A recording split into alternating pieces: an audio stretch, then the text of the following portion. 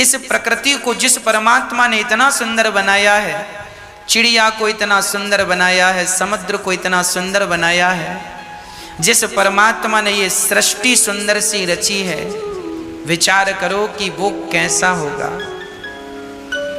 आंखों में सुंदर सा काजल, बड़ी बड़ी आंखें। एक बार किसी को भगवान देख लें, पागल हो जाता है, वो दीवाना हो जाता है। कन्हैया तुम्हें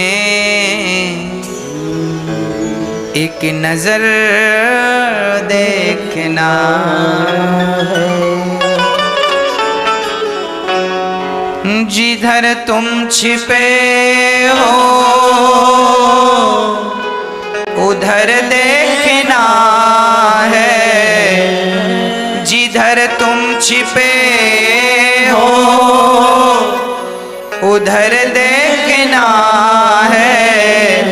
कन्हैया तुम्हें एक नजर देखना है। उबारा था जिस कर से गीध और गजे को। हे गोविंद, आपने जिन हाथों से गीध को अर्थात जटायु को उबारा, जटायु की रक्षा की, उबारा था जिस कर से गीध और गजे को, हमें उन हाथों का हुनर देखना है। कन्हैया तुम्हें एक नजर देखना है। जिन हाथों से जटायु को उबारा, जिन हाथों से गजराज को उबारा, हे गोविंद, हमें आपको आपके उन हाथों का दर्शन करना है। कब हम पर भी कृपा करेंगे आपके ये हाथ? तो भगवान जब सब पर कृपा किए हैं तो हमें भी, हम पर भी जरूर कृपा करेंगे। विदुर भीलनी के जो घर तुमने देखे, विदुर भीलनी के जो घर तुमने देखे। आप विदुर जी के घर गए, आप माता श्री, आपको बेर खिलाने वाली माता शबरी के आप घर गए, कृष्ण बनकर के विदुर जी के घर और राम बनकर शबरी के घर। जब आप उनके घर गए तो हम भी इच्छा रखते हैं कि हमारे भी घर आओगे जरूर। जो भी भगवान को देखता है बस वो पलट पलट कर यही कहता है, कन्हैया तुम्हें एक नजर देखना है। अभी हमने जी भर के देखा नहीं है। गोपियां जब भगवान का दर्शन करने आई तो मां यशोदा को, मां यशोदा लाला को लेकर जाने लगी। तो गोपियां कहती हैं, जरा देर ठहरो श्याम, तमन्ना यही है, अभी हमने जी भर के देखा नहीं है।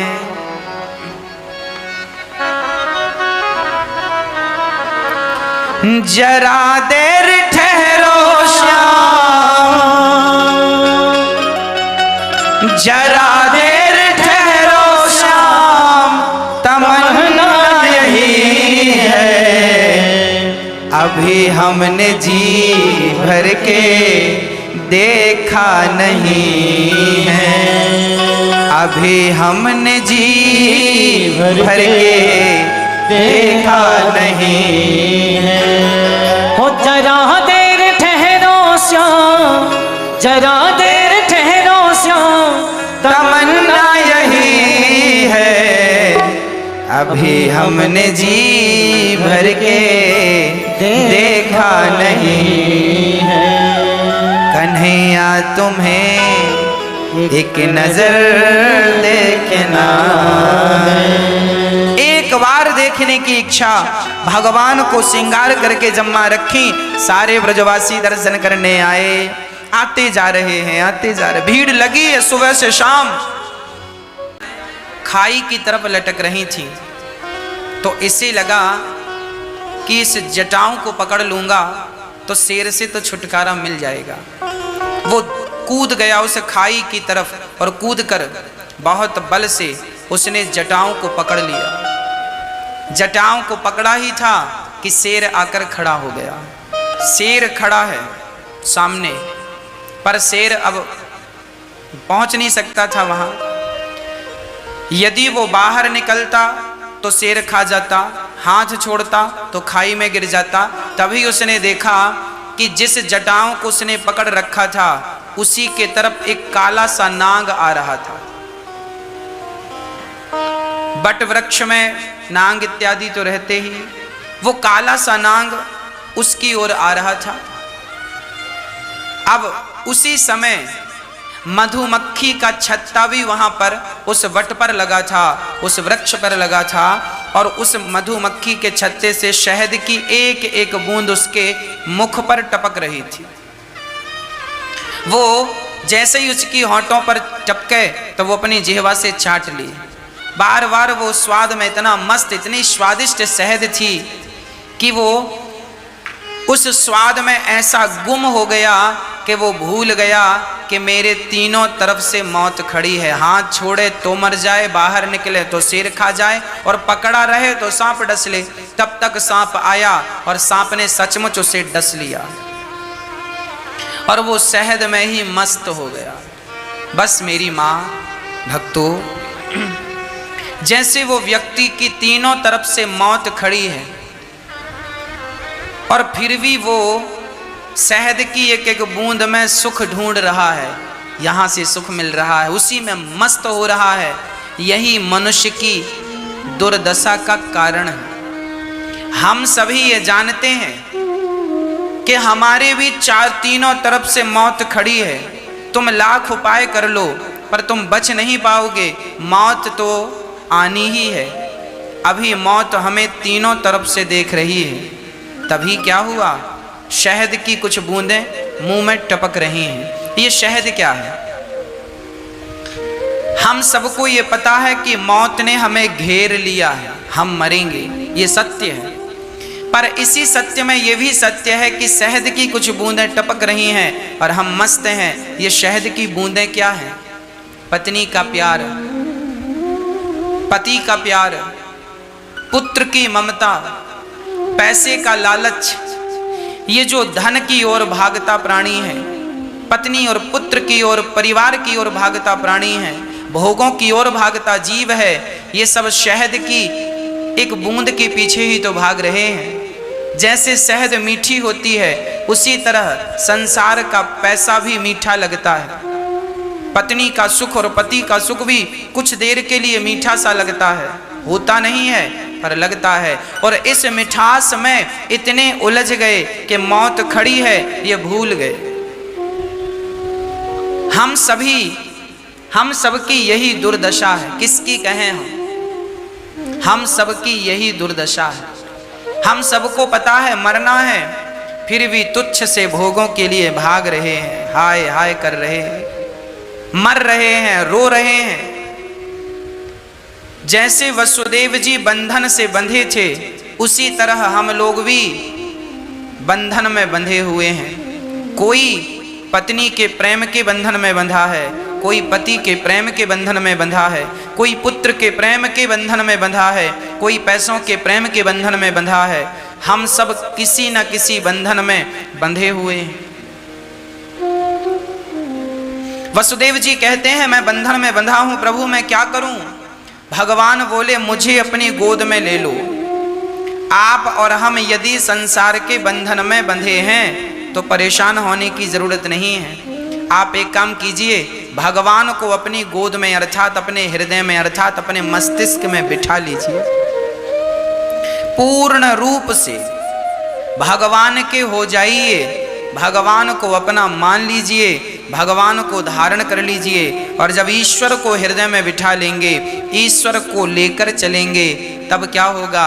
आप धीरे धीरे संसार के सारे बंधनों से अपने आप मुक्त होते जाएंगे, मुक्त होते जाएंगे। आपका मन धीरे धीरे जहां जहां लगा था अपने आप वहां वहां से मन हटता चला जाएगा। आप एक ही काम कीजिए, केवल ईश्वर की तरफ बढ़िए, भगवान की तरफ बढ़िए, भगवान को लेकर चलिए। ईश्वर को लेकर चलने का अर्थ है सत्य के मार्ग पर चलिए, दया के मार्ग पर चलिए, परोपकार के मार्ग पर चलिए। ईश्वर आपके साथ हैं और जब ईश्वर साथ हैं तो संसार का कोई भी बंधन आपको बांध नहीं सकता, किसी भी प्रकार का बंधन आपको बांध नहीं सकता। इसलिए कहता हूं कि संसार का बंधन तब तक ही परेशान करता है जब तक ईश्वर की ओर हम नहीं बढ़ते। कच्चा आम अपने वृक्ष को, पेड़ को पकड़ के रखता है और वही आम जब पक जाता है तो पेड़ से छुड़ाना नहीं पड़ता, अपने आप छूट जाता है। उसी तरह जब तक हमारा मन संसार में लगा हुआ है तब तक ही हम कच्चे हैं। जिस दिन मन भगवान में लग जाएगा उसी दिन पक जाएंगे और पक गए तो संसार को छोड़ना नहीं पड़ेगा, सब अपने आप छूटता हुआ चला जाएगा। ईश्वर की तरफ बढ़ो, सब अपने आप छूटता चला जाएगा और भगवान के दीवाने होकर अपना जीवन सवार लोगे, अपनी मृत्यु सुधार लोगे, अपना लोक परलोक बना लोगे। कृष्ण को जैसे ही लिया वसुदेव जी ने, पांव की बेड़ियां अपने आप खुल गईं, हाथ की हथकड़ियां अपने आप खुल गईं, पहरेदार सो गए। जब लेकर चले, जो ईश्वर की शरण में है, जो एक कृष्ण की शरण में है, वह व्यक्ति जो भगवान की शरण में है, वह व्यक्ति केवल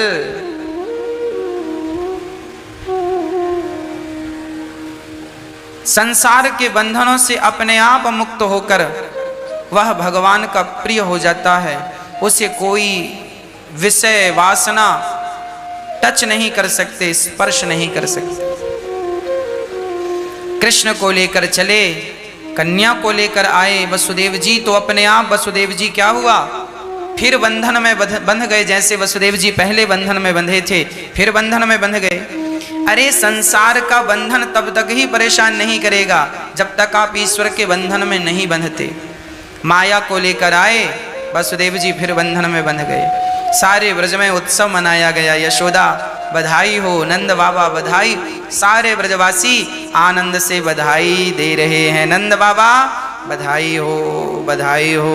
खूब बधाइयाँ लुटाई गई, खूब आनंद हुआ, चारों तरफ हर्ष उल्लास चल रहा था।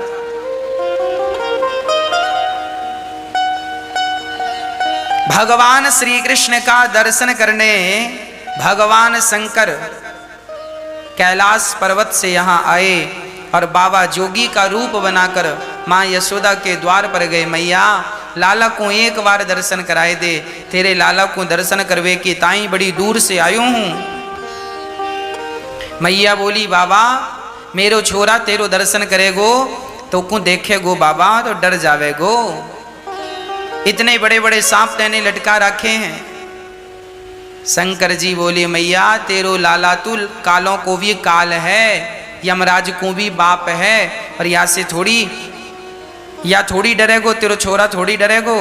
मैया बोली, बाबा तेरी कछु बात हमारी समझ में ना आ रही, तो एक काम कर, मेरो लाला बड़ो है जाए तब अइयो। मैया यशोदा कहने लगी, बाद में आए के लाला को दर्शन कीजो। और शंकर जी कह रहे हैं, मैया मोकू तो अभी दर्शन करनो है तेरे लाला को। अब बहुत परेशान हुए शंकर जी, मैया ने दर्शन ना कराए। तब शंकर जी भगवान कृष्ण से बोले, हे नाथ आप इस धरती पे बाल रूप में आए हैं, मैं आपका दर्शन करके ही जाऊंगा, कृपा करो। तब मैया का लाला अर्थात कृष्ण रोने लगे। मैया दौड़ी दौड़ी गई, लाला काहे गो चुप कराए। मैया दूध पिलाए से दूध ना पिए, चुप कराए से चुप, बस रोते जा रहे हैं रोते। मैया शंकर जी ने आवाज लगाई, मैया तेरे लाल को भूत लग गए। अब मैया घबराई, राम राम भूत लग गए, अब कैसे उतरेंगे? शंकर जी बोले, कछु करवे की जरूरत ना है, हमारे पास ला के दे, मैं यहाँ के भूत अब ही उतारूं। मैया बोली बाबा आपसे भूत उतारनो आए। शंकर जी बोले मैया हम तो अच्छे अच्छों के भूत उतार दें। हाँ लाओ हमारे पास। मैया ने ला कर दिया। कन्हैया ने जैसे ही शंकर जी को मैया मेरी गोद में ला कर दे, मैया बोली बाबा मैं ऐसे ना दूंगी, तो दूर से मंत्र पढ़ के भूत उतार। शंकर जी बोले दूर से मंत्र मुख को ना आवे, जब तक हमारी गोद में ना देगी तब तक लाला के भूत ना उतरेंगे। कन्हैया रो रहे हैं, मैया ने जल्दी से शंकर जी की गोद में दिया और जैसे ही शंकर जी की गोद में भगवान कृष्ण गए, भगवान मुस्कुराने लगे, टुकुर टुकुर देखने लगे। अब तो शंकर जी की तरफ भगवान देखें और भगवान की तरफ शंकर जी देखें, एक दूसरे को देखकर बड़ा आनंद लूट रहे हैं और बातें भी चल रही हैं। प्रभु आप आए हैं, आपका सुंदर सा स्वरूप हम देख के गदगद हो गए, अद्भुत रूप अद्भुत श्रृंगार। अब भगवान शंकर जी दर्शन करके माँ यशोदा को लाला वापस करते हैं और शंकर जी वहाँ से चले जाते हैं। प्रिय भक्तों, भगवान श्री कृष्ण शंकर जी से कह रहे हैं। अब भगवान शंकर कन्हैया से बोले प्रभु जब आप राम बनकर आए तब तो मैं हनुमान बनकर आपकी सेवा में रहा, अब आप कृष्ण बनकर आए हैं तो बताइए मैं आपकी किस भांति सेवा करूं, किस प्रकार सेवा करूं, किस विधि से सेवा करूं। तो कन्हैया ने इशारों में ही कहा भोले बाबा जो आपकी मर्जी होए सो आप सेवा कर लो। तब भगवान श्री कृष्ण के सामने भगवान शंकर कहीं गए नहीं, भगवान शंकर बंसी बन गए। वंशस्तु भगवान रुद्रः, भगवान शंकर स्वयं बांसुरी बन गए और बांसुरी बनकर कन्हैया के हाथों में आ गए। कन्हैया जोर से पकड़ते हैं बांसुरी को और मैया छुड़ाए तो छोड़ते नहीं हैं, लेकर सोते हैं, जागते हैं सो लेकर घूमते हैं।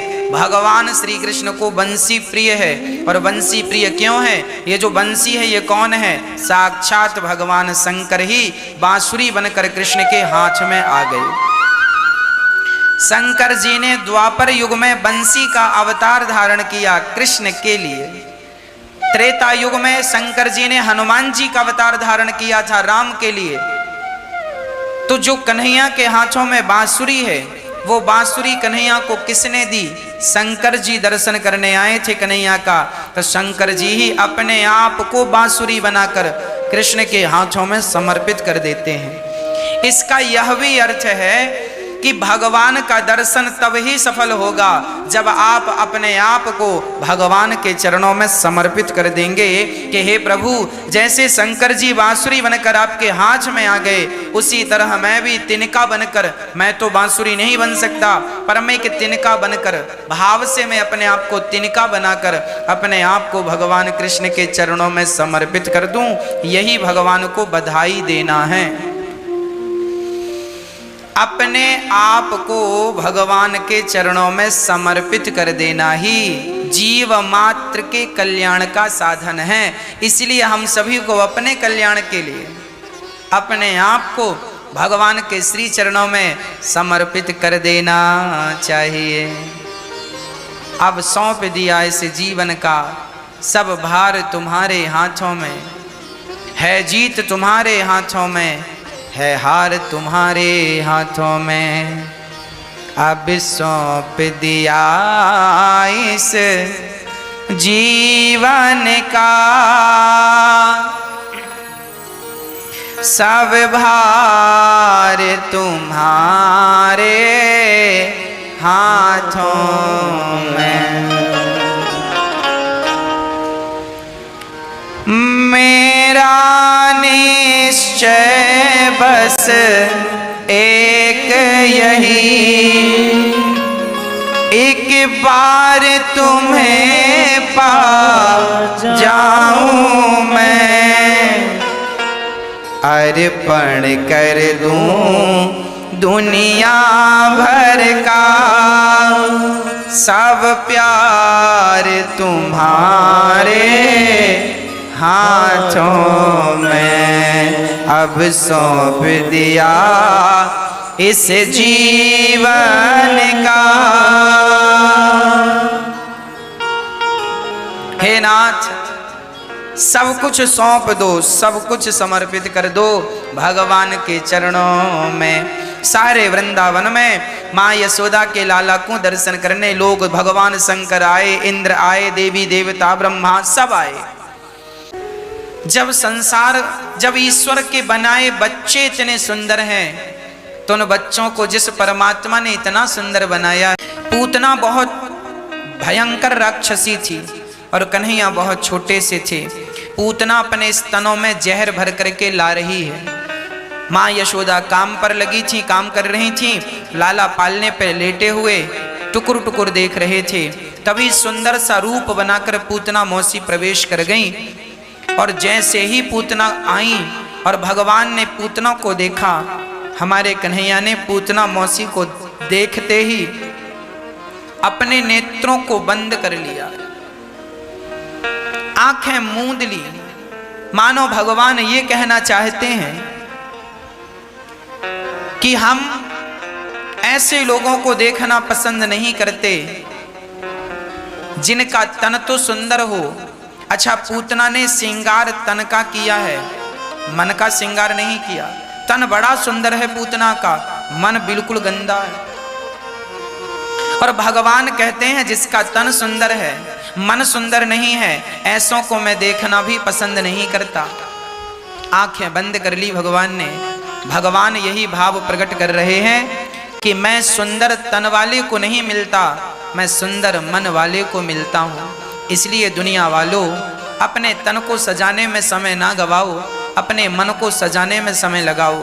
मन सुंदर होगा तो सब सुंदर है, और मन ही सुंदर नहीं तो तन का करोगे क्या? तन तो यूं भी नष्ट होना है। तन की सुंदरता कितने दिनों की है? जब तक जवानी है तब तक तन सुंदर है। जरा बुढ़ापे की दस्तक आने तो दो, बुढ़ापा आने तो दो, चमड़ी झूला झूलने लगती है, सारी सुंदरता समाप्त हो जाती है। इसलिए मन को सुंदर बनाने में समय लगाओ। तन को क्या सजाते हो? तन को धोया मगर मन को धोया नहीं, बाद गंगा नहाने से क्या फायदा?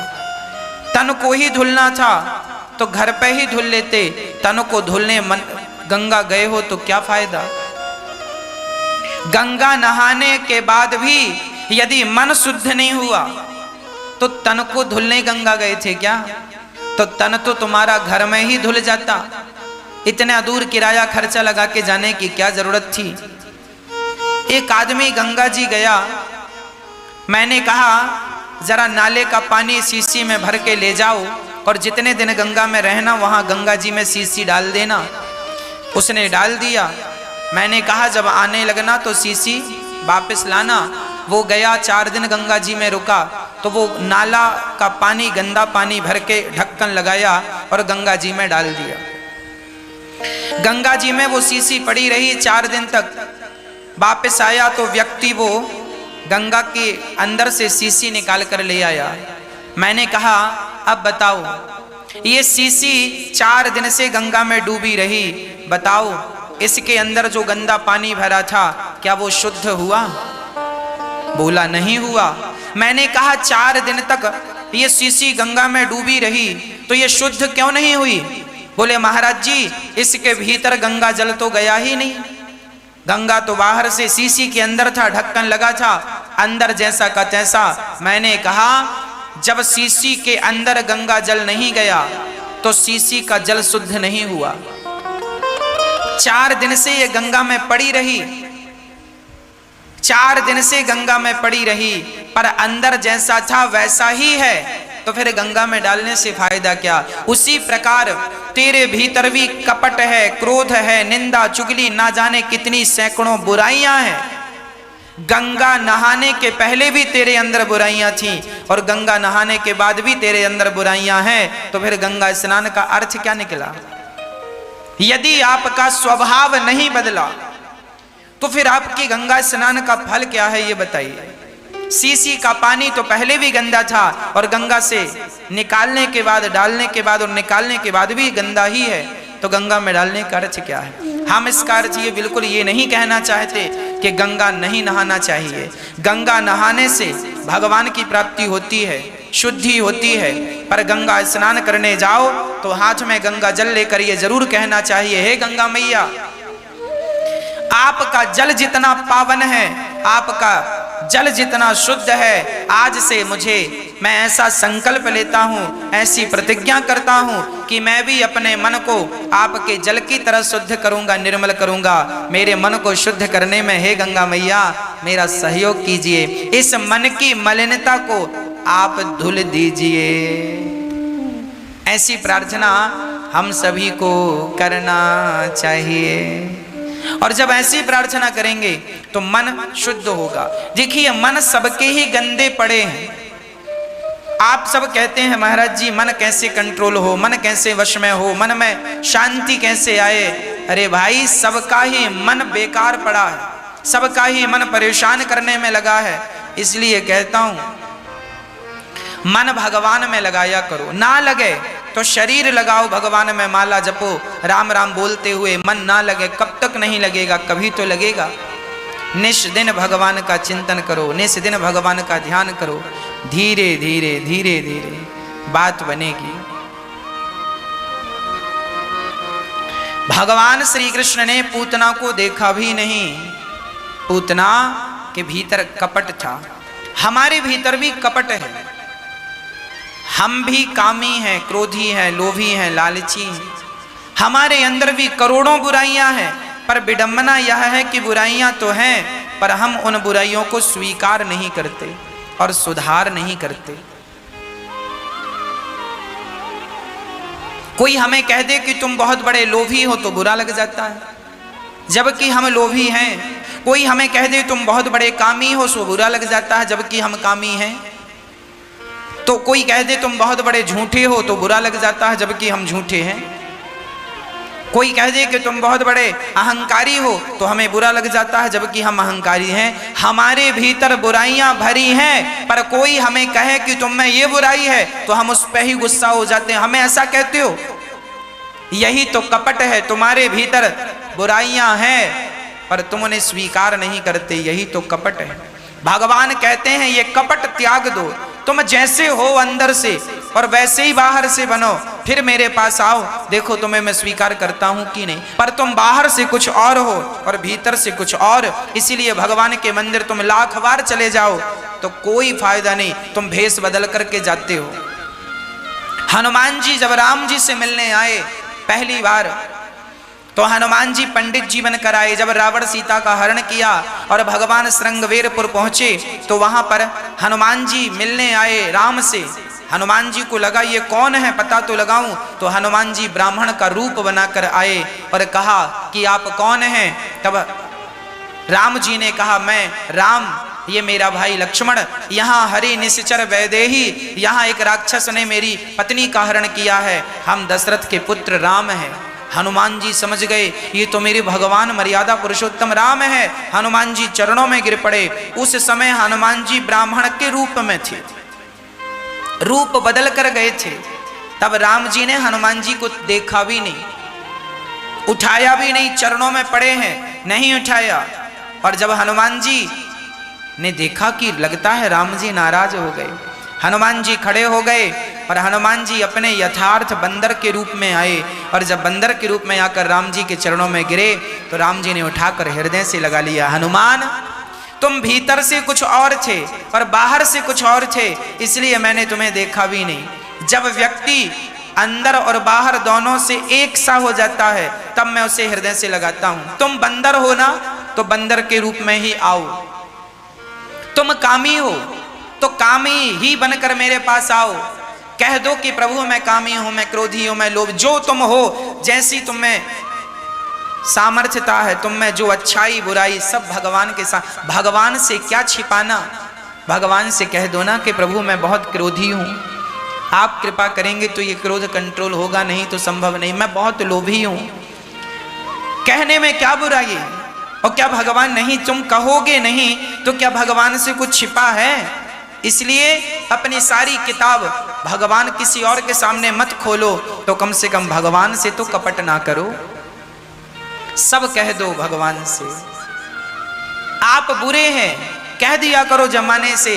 जब आप अपनी बुराइयां जमाने से कहते हैं ना तो आपकी बुराइयां समाप्त हो जाती हैं। और बुराइयां तब बढ़ती हैं जब आप बुराइयों को छिपा छिपा के रखते हैं। आपने जरा सा पुण्य किया तो पुण्य का डिंडोरा पीटते हैं आप, और पाप किया है तो आप पाप किसी से शेयर नहीं करते, जबकि पुण्य को छिपाना चाहिए और पाप को प्रकट करना चाहिए। जिससे आप प्रकट कर देते हैं वो चीज समाप्त हो जाती है। यदि आप पुण्य का डिंडोरा पीट देंगे आपका पुण्य खत्म हो जाएगा, और आपका पाप का डिंडोरा पीट देंगे तो आपका पाप समाप्त हो जाएगा। पर लोग उल्टा समझते नहीं बातों को, उन्हें लगता है हम गलत बोल रहे हैं। अरे सच्ची कह रहे हैं। जो आपके अंदर बुराई है वो सबसे कह दो कि हम में ये बुराई है, खत्म हो जाएगी। अपने जीवन में तुम किसी की भलाई करना, किसी के साथ अच्छा करना, वो जमाने में मत कहना, किसी से डिंडोरा मत पीटना। अच्छाई देर से बाहर आती है, पर जब आती है तो बहुत आनंद प्रदान करती है। और बुराई भी बाहर आएगी। तुमने कोई पाप किया है और छिपाया है, देर सवेर तुम्हारी बुराई प्रकट होगी, और जब प्रकट होगी तो तुम्हारी बदनामी होगी। इसलिए बुराई तुमने गलती की है, स्वीकार कर लो। हाँ हाँ मैंने अपराध कर लिया है, मुझे दंड दीजिए, और दोबारा उस गलती को कभी दोहराइए नहीं। जीवन में जो गलतियां करो, एक बार यदि हो गई है धोखे से, तो भगवान के सामने कान पकड़ के उठक बिठक लगाओ, हे नाथ हम बड़े अपराधी हैं आपके, हमने ये अपराध किया है, हम पापी हैं, हमने पाप किया है। हे दीनानाथ आप तो दयालु हैं, करुणा के अवतार हैं, पतित पावन है, मेरे अपराधों को नाथ क्षमा कर दीजिए। मैं कान पकड़ के क्षमा मांगता हूँ और आपके चरणों की सौगंध खाकर कहता हूँ अब ये अपराध दोबारा नहीं करूँगा। यदि आपने ये अपराध स्वीकार कर ली और भगवान से क्षमा मांग ली, उसी क्षण आपके सारे पाप नष्ट हो जाएंगे। ये हम नहीं कह रहे हैं, रामचरितमानस में लिखा है, सन्मुख होहि जीव मोहि जबहि, जन्म कोटि अघ नासहि तवहि। आप जो पाप छिपा करके रख लेते हैं ना, बताते नहीं है किसी को, अरे जमाने को ना बताओ, भगवान से कहा करो अपनी सारी बातें। भगवान को अपना सब कुछ मान लो, अपना अच्छा दोस्त मान लो भगवान को, अपना अच्छा भाई मान लो भगवान को, आप अपना पिता मान लो भगवान को, अपनी माता, जो तुम्हारा दिल कहे वो भगवान को मानो। जैसे में तुम्हारा मन राजी हो वैसा भगवान से संबंध रखो, पर भगवान से सब कुछ कहा करो। इस भाव से कहा करो कि वो आपकी सुन रहे हैं। हाँ कह रहा हूं मैं, सुन रहा है वो। इस भाव से, इस विश्वास से हर बात शेयर किया करो ठाकुर जी से। भगवान बड़े प्रेम से अपने भक्तों की प्रार्थनाएं सुनते हैं। पूतना के अंदर कपट था, इसलिए भगवान ने उसे स्वीकार नहीं किया। पर जब पूतना ने उठाकर भगवान को अपना स्तन मुंह में दिया, भगवान ने पूतना का स्तन का पान, थोड़ा सा दूध था सो दूध पिया, जहर था सो जहर पिया। अब भगवान बोले पकड़े हैं तो सही गति दे ही दें। पूतना के प्राण पीने लगे। पूतना चिल्लाई बालक छोड़ दो। भगवान बोले मौसी जी हम जल्दी से पकड़ते नहीं हैं, और पकड़ लेते हैं तो फिर कभी छोड़ते नहीं हैं। यहाँ पकड़ने की व्यवस्था तो है, छोड़ने की व्यवस्था नहीं है। भगवान ऐसे ही हैं, एक तो जल्दी से पकड़ते नहीं हैं, और पकड़ लेते हैं तो फिर कभी भक्त को छोड़ते नहीं हैं। भगवान दयालु हैं, कृपालु हैं। पूतना को भगवान कौन सी गति देते हैं? अहोवकेयम स्तन काल कोटम जिघांसयापा यदाप्यसाध्वी लेभे गतिं धातृचितां ततोऽन्यं कम्बा दयालुं शरणं व्रजेम। न जाने कौन से गुण पर दया निधि रीझ जाते हैं, यही सदग्रंथ कहते हैं, यही हरि भक्त गाते हैं। न जाने कौन से गुण पर दया निधि रीझ जाते हैं, यही सदग्रंथ कहते हैं, यही हरि भक्त गाते हैं। न रोए बन गमन में श्री पिता की वेदना पर, उठा कर गिद्ध को निज गोद में आंसू बहाते हैं। न जाने कौन से गुण पर दया निधि रीझ जाते हैं, यही सदग्रंथ कहते हैं, यही हरि भक्त गाते हैं। राम जी वनवास गए, पिता तड़प रहे थे, रो रहे थे, राम मत जाओ, पर राम नहीं रुके। राम नहीं रोए पिता के मरने पर राम जी रोए हैं जटायु के मरने पर। न रोए वन गमन में श्री पिता की वेदनाओं पर। पिता को छोड़कर राम जी आए तब रोए नहीं, और जटायु को गोद में लेते हैं सो राम जी सिसक सिसक कर रोते हैं। न जाने कौन से गुण पर भगवान राम ऐसे हैं कि पक्षियों पर भी कृपा करते हैं, तो हम जैसे पतितों पर कृपा क्यों नहीं करेंगे। मुझे विश्वास है कि हम पर भी करुणा की कृपा की दृष्टि करेंगे कभी ना कभी, है ना। भगवान जीव मात्र का संकट हरते हैं।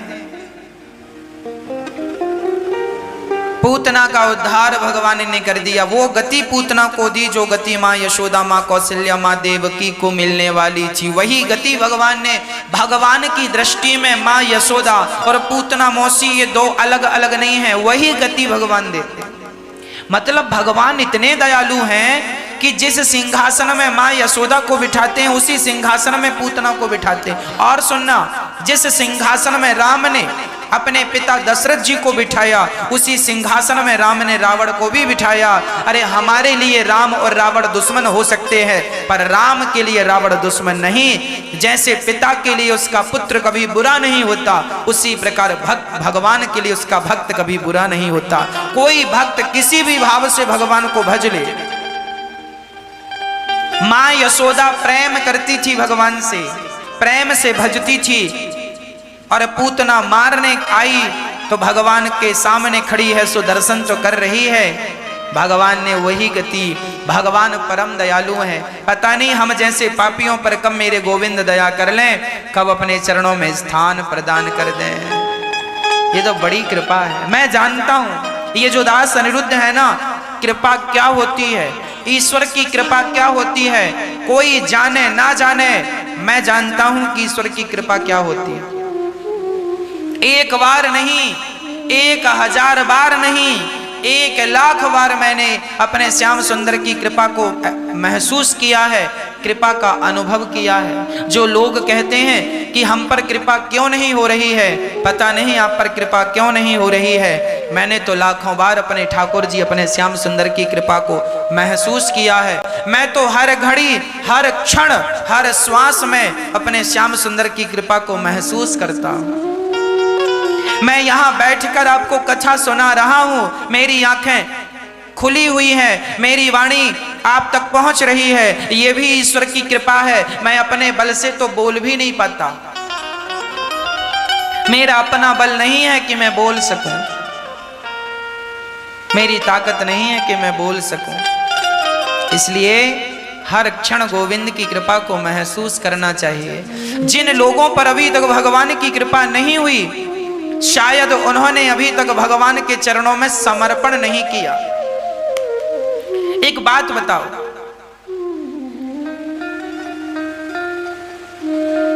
एक लड़की जिसका 3 दिन बाद विवाह होना है, बहुत ध्यान से सुनना, इस बात को सुन लोगे तो आप पर भगवान कृपा क्यों नहीं करते, इस प्रश्न का उत्तर मिल जाएगा। एक बात बताओ, एक लड़की है, उस लड़की से आपका विवाह होने वाला है। एक लड़का था, एक लड़की थी, दोनों का विवाह फिक्स हो गया। ठीक 3 दिन बाद विवाह होने वाला था। विवाह 3 दिन बाद होने वाला था कि वो लड़की आज ही बीमार पड़ गई, और बीमार जब पड़ी तो तो ये बताओ उसकी बीमारी का खर्च कौन उठाएगा? लड़की के माता पिता उठाएंगे या जहां शादी होने वाली है वो ससुराल पक्ष उठाएगा? बोलो, उस लड़की की बीमारी का खर्चा कौन उठाएगा? अभी विवाह हुआ नहीं है, विवाह होने में 3 दिन बाकी हैं। तो बताओ, लड़की बीमार हुई है और उसकी बीमारी में 10 लाख रुपए लगने हैं। बताओ वो 10 लाख कौन लगाएगा? ससुराल वाले लगाएंगे या मायके वाले लगाएंगे? बोलो, माँ बाप लगाएंगे, मायके वाले लगाएंगे?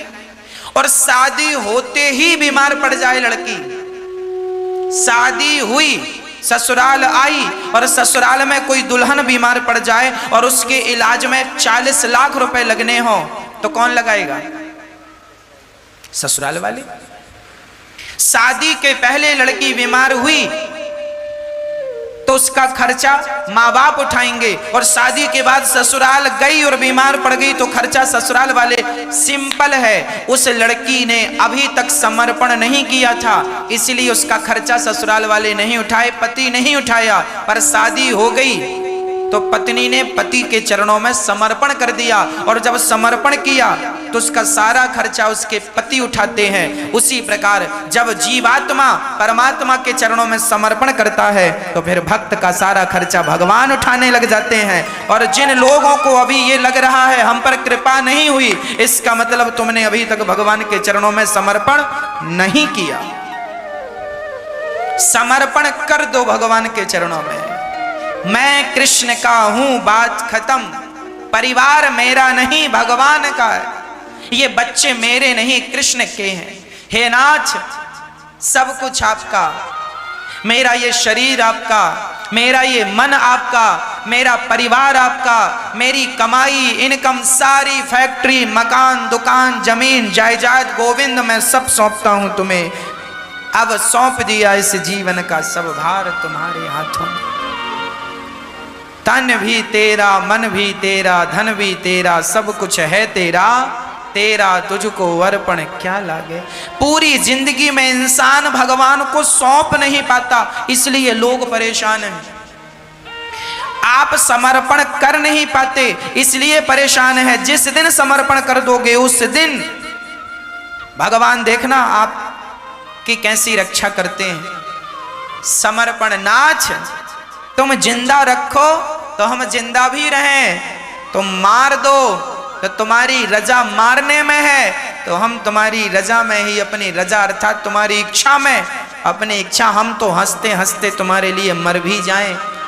ना तो हमें जीने से शौक है, ना तो मरने से शौक है, ना जिंदगी का शौक है, ना मृत्यु का शौक है। हमें तो अपने गिरधर गोपाल का शौक है। वो जहाँ भेजें, जैसे रखें हम तो वैसे। हमारी अपनी कोई इच्छा नहीं, हमारी अपनी कोई मर्जी नहीं, हम तो न्यूट्रल हैं।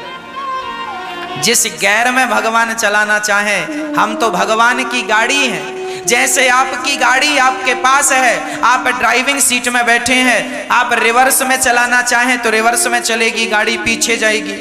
आप फर्स्ट गियर पे चलाएं तो गाड़ी फर्स्ट गियर में, सेकंड में चलाएं, थर्ड में चलाएं। आप चौथे नंबर पे गाड़ी चलाएं तो 4 नंबर पे, 5 नंबर टॉप पे गाड़ी चलाएं तो टॉप पे चलेगी।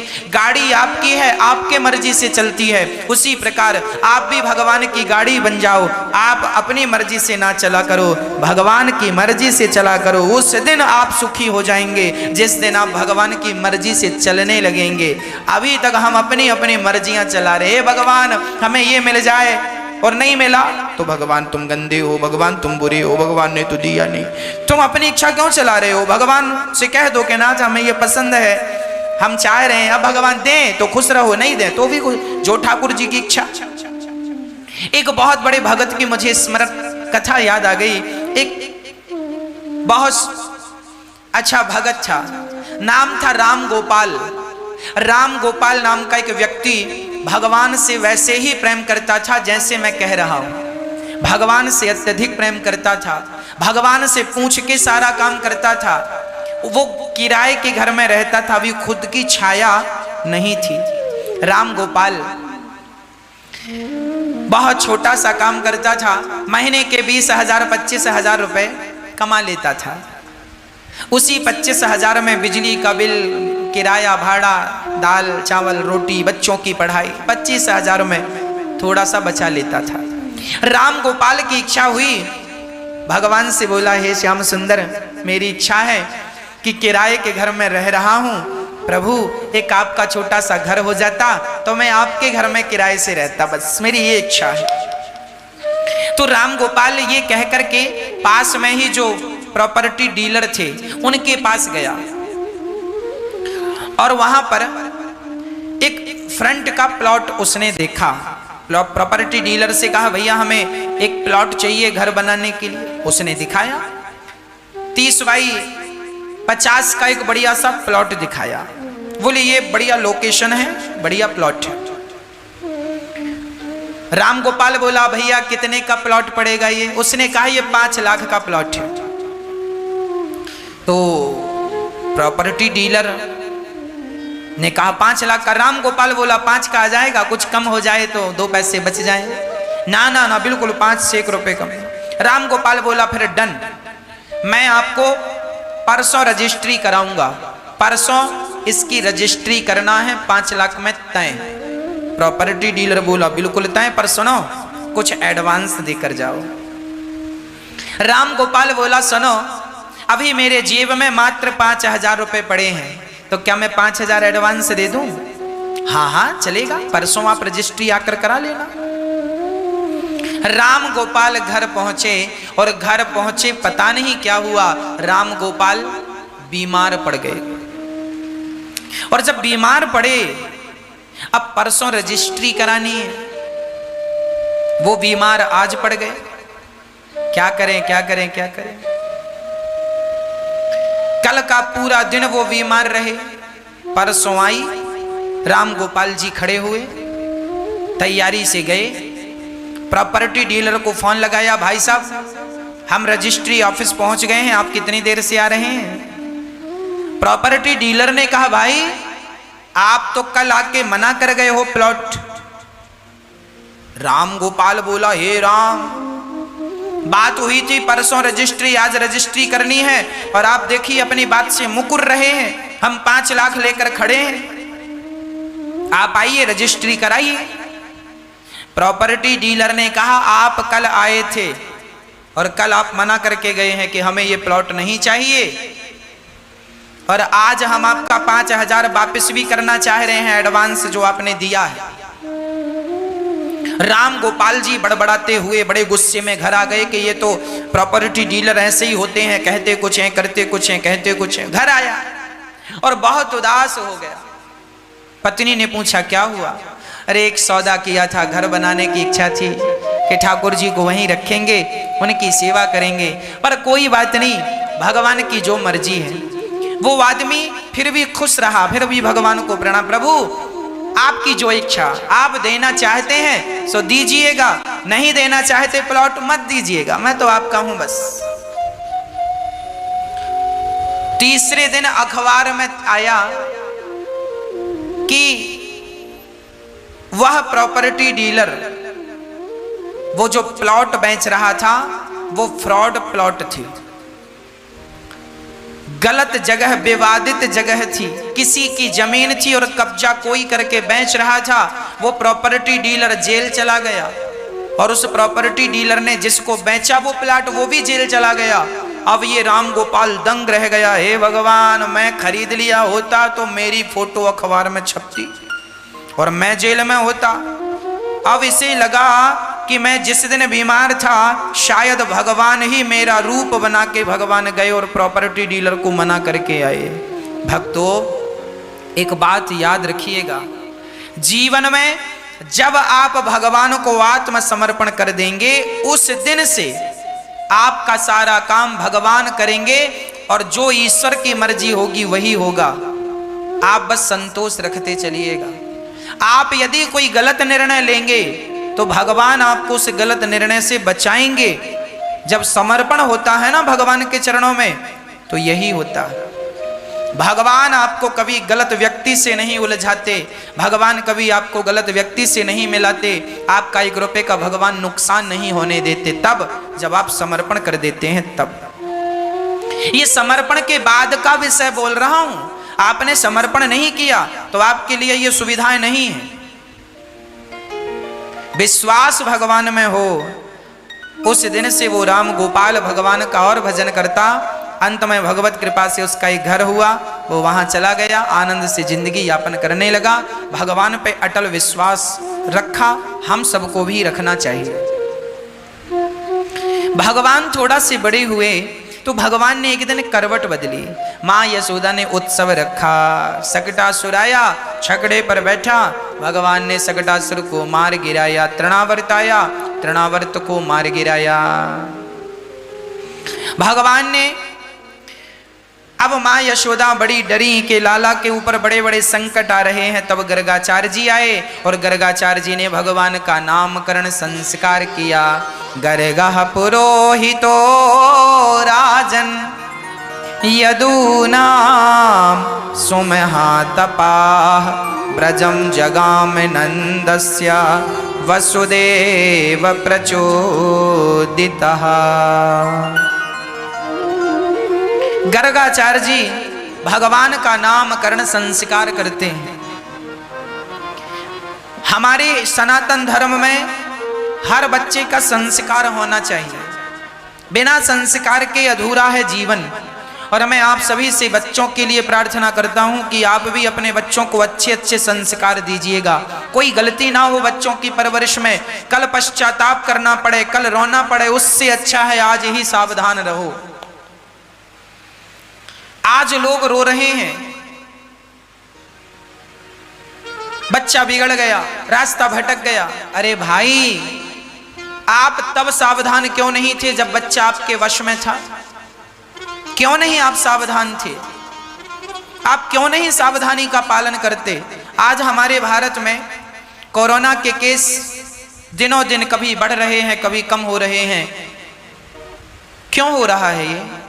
क्योंकि भारत के लोग अपना ध्यान नहीं रख रहे हैं, सुरक्षा नियमों का पालन नहीं कर रहे हैं, ना तो मास्क लगा रहे हैं, ना 2 गज की दूरी रखते हैं, और बाद में संक्रमित हो जाते हैं, फिर रोते हैं कि ये समस्या है, वो समस्या। अरे आप अपनी सुरक्षा रखिए, थोड़ी सी दूरी बनाइए, मास्क लगाइए, सैनिटाइजर का उपयोग कीजिए, हाथ बार बार धुलिए। इससे क्या होगा? आप जब सुरक्षित रहेंगे तो कल को आपको हॉस्पिटल नहीं जाना पड़ेगा। जो परेशानियां हैं उन परेशानियों का मुख नहीं देखना पड़ेगा। बस आप अपना ध्यान रख लें। ये मुसीबत का समय है, ये वक्त भी गुजर जाएगा। थोड़ा सा तो सब्र रखें और थोड़ा सा ध्यान रखें। अपने आप कोरोना के केस कम हो जाएंगे। भारत का हर व्यक्ति यदि जागरूक हो जाए तो लापरवाही के कारण सब कुछ होता है। किसकी लापरवाही है मैं इस पर बिल्कुल बात नहीं करूंगा। मैं तो आप सभी से हाथ जोड़कर यही कहूंगा कि आप किराना खरीदने भी जाएं, साग सब्जी खरीदने भी जाएं, तो आप जरूर मास्क लगा करके 2 गज की दूरी का पालन जरूर करें, ताकि आपको और आपके परिवार को यह संक्रमण ना हो। नहीं तो हॉस्पिटलों में आप देख रहे हैं बेड भी खाली नहीं है। इस समय आपको अपना ध्यान रखना ही आपकी सबसे बड़ी जीत है। आप अपने आप को बचाइए, अपने परिवार को बचाइए, इसी से आपकी विजय है, इसी से आपकी जीत है। हम लोगों की भी यही हालत है। बच्चों के लिए हम लापरवाही करते हैं, बच्चों को लेकर। बच्चे छोटे छोटे हैं, बच्चे रास्ता भटक रहे हैं, माँ बाप रोकते नहीं हैं, और जब वो ज्यादा ही रास्ता भटक जाते हैं तब माँ बाप रोते हैं, महाराज जी बच्चा बिगड़ गया। अरे जब तुम्हारे हाथ में था तब तुमने रोका क्यों नहीं? समय से एक्शन क्यों नहीं लिया? छोटे छोटे बच्चों को माता पिता मोबाइल दे देते हैं, मोबाइल चला रहे हैं, उनकी आदत मोबाइल चलाने की हो जाती है। फिर माँ बाप मोबाइल मांगते हैं सो रोते हैं। आज हम देखते हैं छोटे छोटे बच्चों को माता पिता मोबाइल दे करके रखते हैं। उनका पर्सनल मोबाइल है बच्चों का। अरे मोबाइल होना बुरा नहीं है, बातचीत करने के लिए मोबाइल रखो, छोटा वाला मोबाइल जिसमें केवल बातचीत हो सके। बड़ा एंड्रॉयड मोबाइल देने की क्या जरूरत है? बड़ा फोन देने की क्या जरूरत है? बच्चे छोटे हैं, अभी मोबाइल चलाएंगे तो पढ़ाई कब करेंगे? माँ बाप ना कई बार ये जो सुख सुविधाएं हैं, ये सुख सुविधाएं भी बच्चों का भविष्य बिगाड़ देती हैं। अधिक सुख सुविधाएं भी नुकसानदायक हैं।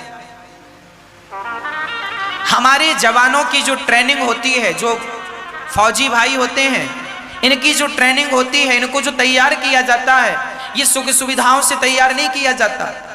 इन्हें भूखा रखा जाता है, प्यासा रखा जाता है, मारा जाता है, दौड़ाया जाता है, ऊपर से कुदाया जाता है। क्यों किया जाता है? ताकि ये हर स्थिति से निपटने के लिए तैयार रहें। यदि इन सारे फौजी जवानों को एसी में बिठा दिया जाए और कोई ट्रेनिंग ना दी जाए, बस बंदूक पकड़ा दी जाए, तो आतंकवादियों से क्या ये सामना करेंगे? अरे हर मुसीबत में इन्हें पानी में कैसे, नदियों को कैसे पार करना है, इनके पीठ में 20 किलो का वजन है और नदियों को पार करना है। रेतीली जगह है जहां रेत ही रेत है और आपकी पीठ में 20 किलो का वजन है और रेत में चलना है, वो ट्रेनिंग दी जाती है ताकि हर समय पता नहीं कौन सा वक्त कब आकर खड़ा हो जाए। जंगलों में भी आपको 5-5 दिन ना पानी मिलेगा ना भोजन मिलेगा, उस स्थिति में भी आपको कैसे रहना है, ये भी ट्रेनिंग जवानों को दी जाती है ताकि पता नहीं कब जंगल में आप फंस जाएं, आतंकवादियों से मुठभेड़ हो और अपनी जान बचाने की नौबत आए तो आपको प्यासा रहना पड़े तो कैसे रहना है, भूखा रहना पड़े तो कैसे रहना है। उस हाल में भी जीने का तरीका हमारे देश के जवानों को ट्रेनिंग में सिखाया जाता है। ये इसलिए डेवलप किया जाता है ताकि हर स्थिति में, हर स्थिति से निपटने के लिए हम बिल्कुल रेडी रहें। रोने ना बैठे कि जंगल में फंस गए, नदी में फंस गए। हर हाल की तैयारी पहले से करो। उसी प्रकार मैं आपसे निवेदन करता हूं, आप भी अपने बच्चों को ट्रेनिंग दिया करो कि बेटा, कि तुम्हारे रास्ते में यदि आतंकवादी आ गए, आतंकवादी मतलब कुसंग को मैं आतंकवादी कह रहा हूं, कुसंग। यदि आपके बच्चों के जीवन में कोई कुसंग आ गया तो उस कुसंग से आपके बच्चे कैसे बचेंगे? क्या आपने उन बच्चों को कुसंग से बचाने का कोई तरीका बताया है, कोई ट्रेनिंग दी है? नहीं दी है ना, तो कुसंग का असर उस पर चढ़ जाएगा। शराबियों की संगत में बैठेगा तो शराब पीना सीख जाएगा, जुआड़ियों की संगत में बैठेगा तो जुआ खेलना सीख जाएगा, शराबियों की संगत में बैठेगा शराब पीना सीख जाएगा, गंजेड़ियों की संगत में बैठेगा गांजा पीना सीख जाएगा, वैश्याओं की संगत करेगा तो वैश्यागामी बन जाएगा।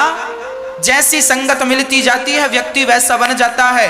आप अपने बच्चों को ट्रेनिंग दीजिए कि तुम्हें कहीं गलत रास्ता मिल भी गया तो उस गलत मार्ग से तुम्हें कैसे बचना है, अपने आप को कैसे बचाना है। ये ट्रेनिंग कौन देगा? माँ बाप नहीं देंगे सो कौन देगा? इसलिए कहा करता हूं, बच्चों को ट्रेनिंग दिया करो कुसंग से बचने की। मांसाहारियों का संग करेगा तो बच्चा मांस खाने लग जाएगा। मैं जानता हूं, मेरी उम्र जब मैं छोटा सा था, मैं अपनी इस 30 वर्ष की आयु में मैंने सारी चीजें देखी हैं अपने जीवन में, और जो देखा है मैं वही बात आपसे शेयर करता हूं, वही बात आपको सिखाता हूं। जब मैं बहुत छोटा सा था तब मैं देखता था मेरी उम्र के बच्चों को गंजेड़ी लोग बिठाते थे अपनी जगह पर और उसे गांजा पिलाना सिखाया करते थे। मैं भी वहां बैठा करता था पर मैं गांजा नहीं पिया करता था। मेरे दोस्त लोग, मैं रोकता था, मत पियो, इसकी संगत ना करो। एक गलत व्यक्ति था, वो गांव के सारे बच्चों को गांजा पिलाना सिखाता था और आज लगभग सारे बच्चे उसकी चपेट में आ गए। मैं भी बैठता था पर मैं पीता नहीं था, क्योंकि मुझे मेरे माँ बाप ने ट्रेनिंग दी थी कि तुम्हें इस गलत रास्ते पे नहीं जाना। और उस ट्रेनिंग का परिणाम यह है कि मैं शराबी जुआड़ी ना बन के आपके बीच में बैठकर भगवान की कथा सुना रहा हूं। इसलिए बच्चों को ट्रेनिंग दिया करो। मेरे माँ बाप ने ट्रेनिंग ना दी होती, मेरे संस्कार ना होते तो मैं भी कब का शराबी बन गया होता, मैं भी कब का जुआड़ी बन गया होता। क्या मेरे पास जुआड़ियों की संगत नहीं थी? मैं छोटा था, हमारे यहाँ गांव में लोग जुआ भी खेला करते थे। हमारी उम्र के बच्चे भी ढेर जुआ खेलते थे और आज भी खेल रहे हैं। जुआड़ी ताश खेलते थे, गांजा पीते थे, शराब पीते थे। मेरे अपने दोस्त शराब पीते थे, मैं उनके पास जाकर बैठता था, मैं मना करता था शराब ना पियो। मांस खाते थे, मना करता था मांस ना खाओ। उनके पास में रहकर भी हर बुराई से बचा हूं। क्यों बचा हूं? क्योंकि संस्कार बचाते हैं, परवरिश बचाती है। आपके अंदर जो ज्ञान की किरण है ना, वो यदि एक किरण जल जाए, ज्ञान की एक रोशनी आ जाए, तो आप अंधकार में जाने से बच सकते हैं। आज जो नशे में धुत लोग हैं, ये वही लोग हैं जिनके ज्ञान की किरण एक भी दिया ज्ञान का जला नहीं, विवेक का एक भी दिया जला नहीं। जल गया होता लड़कपन में, माँ बाप ने जलवा दिया होता, गुरुजनों की संगत करवा दी होती, तो ये दुर्दशा ना होती। मैं बचपन में सबकी संगत किया हूं, शराबियों के पास, जुआनियों के पास, गंजेड़ियों के पास। छोटा सा था गांव, छोटा था, सबके बीच में बैठना होता था, सबके साथ जाकर बैठते थे, खेलते थे, सबके साथ सबकी बातें सुनते थे, पर उनका कोई भी प्रभाव मुझ पर नहीं पड़ा। शायद भगवान को मेरी वृद्ध माँओं की सेवा मेरे से करानी थी, शायद भगवान को मेरे द्वारा आप तक अपनी कथा पहुंचानी थी, इसलिए भगवान ने मुझे हर कुसंग से, हर बुरा, मेरे रास्ते में भी, मेरे जीवन में भी बहुत कुसंग आया है। छोटा था मैं तब, जब मैं 10 साल का था, 12 साल का था, 15 साल का था, 18 साल का था, तब तक ये कुसंग था। पर भगवान हर कुसंग से बचाते गए, बचाते गए, बचाते गए, बचाते गए। इसलिए माँ बाप को चाहिए कि आप अपने बच्चों को ट्रेनिंग दें। कैसे कुसंग से बचाएंगे आप? आपको पता है, आप टीवी पर डिस्कवरी चैनल तो देखते ही होंगे। एक बार मैं डिस्कवरी चैनल देख रहा था, तो उसमें एक तो मैं टीवी बहुत कम देखता हूँ, ना के बराबर, और जब देखता हूँ तो कोई विशेष चीज ही देखता हूँ जिसमें कुछ ज्ञान मिले। फोकट की और व्यर्थ की चीजें नहीं देखता, मैं अपना समय खराब नहीं करता व्यर्थ। आप लोग सीरियल देखते हैं, मैं भी कई बार कोई सीरियल देखता हूँ तो उसमें से कोई बढ़िया चीज पकड़ लेता हूँ कि ये मेरे मतलब की, बस, ज्यादा नहीं। मैं किसी चीज का आदी नहीं हूं। मेरा स्वभाव यदि मैं आपको बताऊं तो मेरे स्वभाव ऐसा है, मैं आज तक किसी चीज का आदी नहीं हुआ। एक चीज का आदी हूं बस, केवल कथा सुनाने का आदी हूं। जिस दिन मैं कथा नहीं सुनाता मेरा मन नहीं लगता। मैं कथा सुनाने का आदी हूं, ये मेरी आदत है। मेरी इसके अतिरिक्त तो कोई आदत नहीं है। ना तो मेरी चाय पीने की आदत है, ना तो मेरी प्रपंच पंचायत करने की, मैं निंदा बुराई चुगली करने की भी मेरी आदत नहीं है। ना मैं कभी सुनता, मेरे आसपास कोई कहने लग जाए कि फला व्यक्ति ऐसा था, ऐसा हो गया, ऐसा, मैं कभी नहीं सुनता किसी की चर्चा। मेरे को क्या लेना देना उस व्यक्ति के बारे में, जानकर, समझकर, सुनकर, किसी से मतलब नहीं। अपने राम भगवान की कथा सुनाओ, भगवान का नाम जपो, माताओं की सेवा, वृद्ध माताओं की, अन्न क्षेत्र चल रहा है, अन्न क्षेत्र बांटना है, अन्न क्षेत्र की सेवा करना है, हजारों लोगों को भोजन कैसे देना है, अच्छे से अच्छा भोजन कैसे बनाना है, इसमें मैं विचार करता हूँ। माताओं को और क्या आनंद से उन्हें सुख सुविधाएं देना हूँ, उस पर विचार करता हूँ। व्यर्थ की बातें नहीं, व्यर्थ का प्रपंच नहीं, कोई नशा नहीं जीवन में। मुझे चाय भी अच्छी नहीं लगती, और आपको बता दूं मैं खाता क्या हूं, मुझे खाने में पसंद क्या है। मुझे जब भूख लगती है, मैं दिन में एक ही बार खाता हूं, केवल सुबह। जब मुझे भूख लगती है तो भोजन करते समय मैं सामने जब बैठ जाता हूं आसन में, उस समय मेरे सामने जो आ जाए, कोई भी प्रकार की सब्जी हो, दाल चावल सब्जी रोटी में, किसी कोई भी प्रकार की दाल हो, कोई भी प्रकार की साग हो, जो आ जाए उसे मैं भगवान को भोग लगाकर वो खा लेता हूं, वो खा लेता हूं। मेरी कोई अपनी शौक नहीं है कि मुझे यही सब्जी होनी चाहिए, ये होना ही चाहिए ना। जो है वो खाओ, जो नहीं है उस पे कल विचार कर लेंगे। भाई उसकी इच्छा है तो कल, आदि नहीं कि हमें यही चाहिए ना। कोई लेना, पेट भरना है, भगवान को जो भोग लग गया वो प्रसाद बन गया, वो ग्रहण कर लो बस।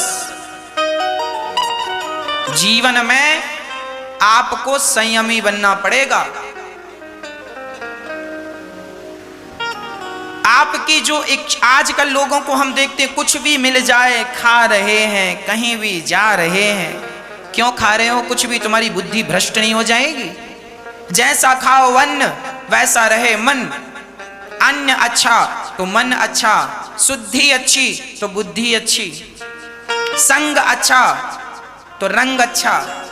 जैसा करे संग वैसा चढ़े रंग। इसलिए आप भी अपने जीवन में सब कुछ भगवान को सौंपकर भगवान के मुताबिक ये जिंदगी जियो। बस मेरी अपनी जिंदगी कैसे जीना है वो निर्णय मुझे लेना है।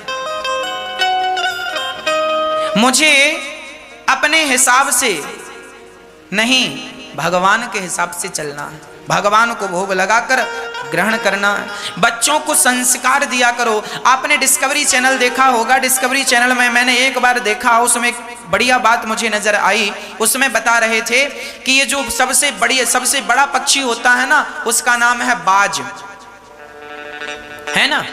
बड़ा पक्षी है, सबसे ऊपर उड़ता है आकाश में, सबसे ऊंचा उड़ता है और सबसे खतरनाक शिकारी है। बकरी को तो पंजों में दबा के उड़ जाता है ना। बाज सबसे खतरनाक पक्षी है, जिसे जटायु भी कहा जाता है। वो बड़ा जटायु था, वो तो अब उसे बाज के नाम से हम जानते हैं। उसका और भी कोई नाम हो सकता है जिसे आप लोग जानते होंगे। मैं बाज जानता हूं। बाज नाम का एक पक्षी है, सबसे खतरनाक है, इतना प्रभावी है, इतना बलशाली है, बकरी को पंजों में दबा के उड़ जाता है आज भी।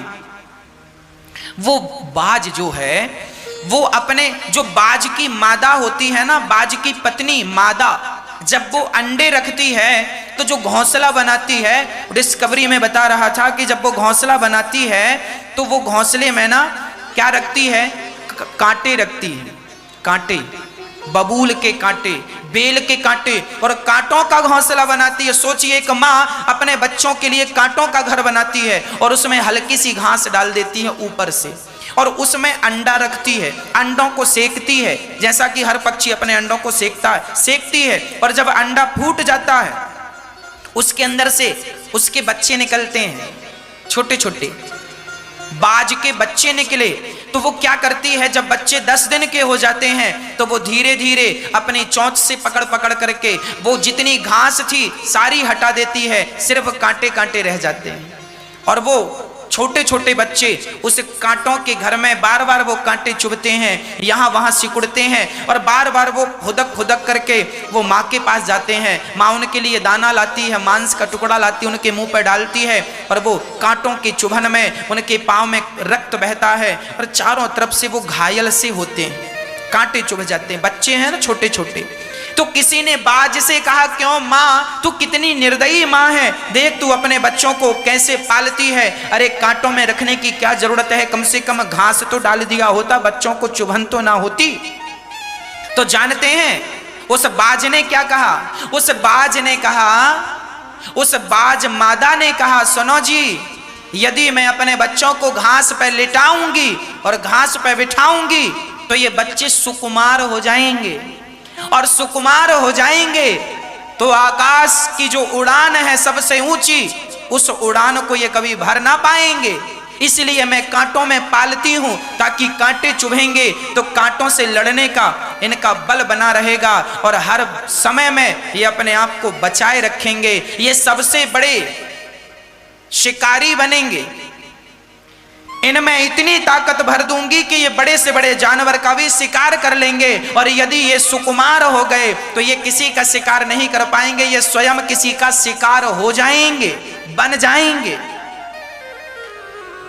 मैं इतना कठिन इसलिए पाल रही हूं ताकि कल मुसीबत के समय ये डगमगाए ना, हर परिस्थिति का डट के सामना कर लें और अपने आप को सुरक्षित रख सकें। जब बड़े होंगे, अभी तो ये गालियां दे रहे हैं कि माँ कैसी है, कांटों में रखती है, माँ कैसी है, गालियां दे रहे हैं, माँ गंदी है, कांटों में रखती है, पर यही बच्चे बड़े होंगे तो माँ का धन्यवाद करेंगे, माँ तुमने कांटों में ना रखा होता तो आज इतनी ऊंचाइयों में हम उड़ ना रहे होते।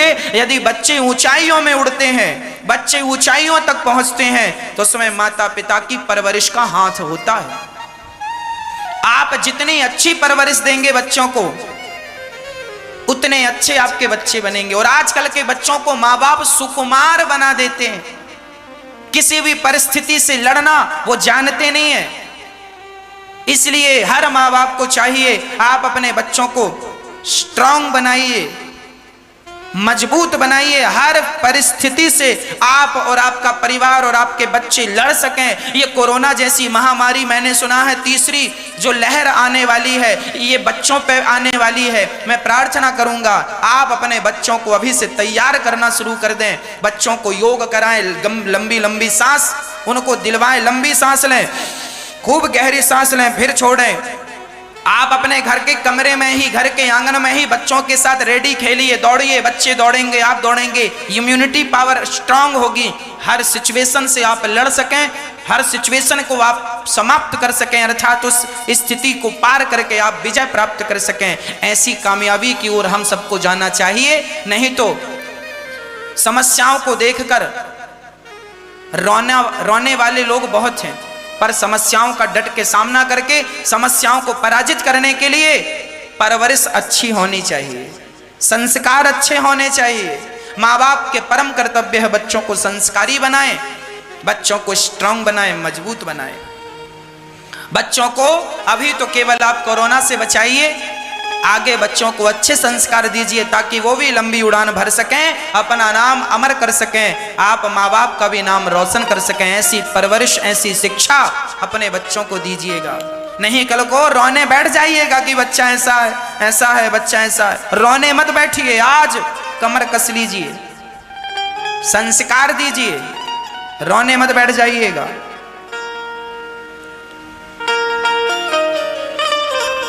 भगवान का नामकरण संस्कार हुआ।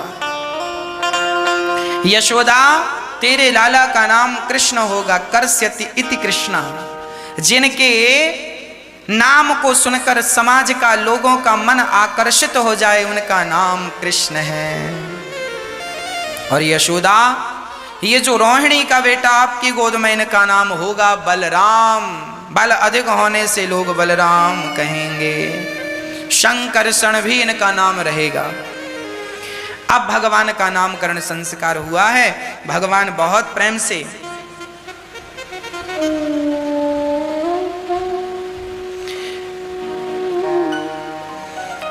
बड़े प्रेम से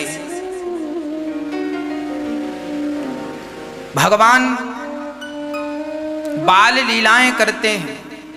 बाल लीलाएं यशोदा के आंगन में खेलते हैं, घर की मटकियों को उठाकर भगवान फोड़ देते हैं। मैया बोली, च्योरे लाला तेने मटकी तोड़ी?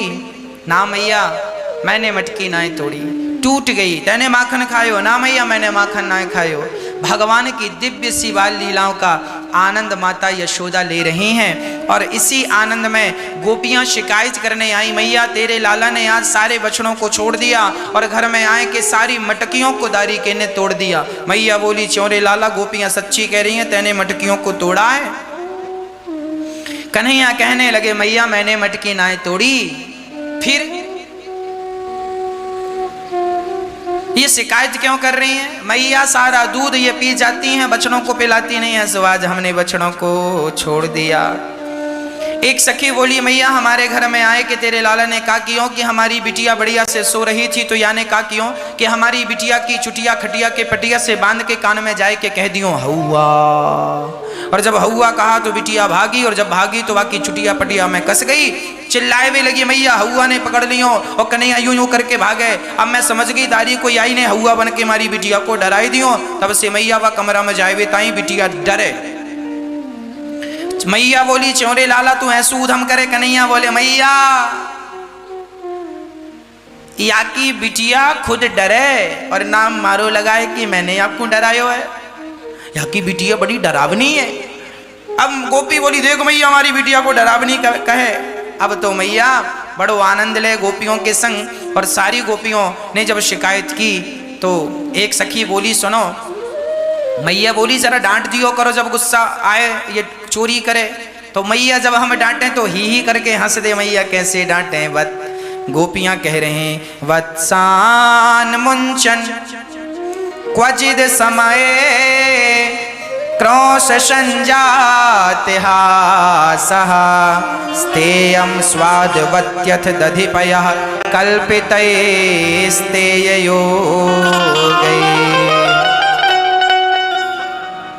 सारी गोपियां कहती हैं मैया आज क्या किया तेरे लाला ने हमारे घर में आए कि इसने सारी मटकियों का मक्खन निकाल निकाल के बंदरन को परोस दिया और कहे कि ये बड़े मेहमान हैं, साधु संत हैं। हम कहें यही तेरे साधु संत हैं? बोले हाँ, ये जन्म जन्म के साधु संत। और बंदरन को मक्खन खवा तो जाए और कह तो जाए अगले जन्म में आपने हमारी बड़ी मदद की, इस जन्म में खूब पेट भर भर भर के खाओ। गोपियां समझ ना पाई, पर समझदार समझ गए कि यही कृष्ण राम बने तो बंदर भालुओं ने सेवा की, उस जन्म में तो कुछ खवा ना पाए, 14 साल वनवास में थे, अब मक्खन खवा रहे हैं सारे बंदरन को और कर्जा चुका रहे हैं।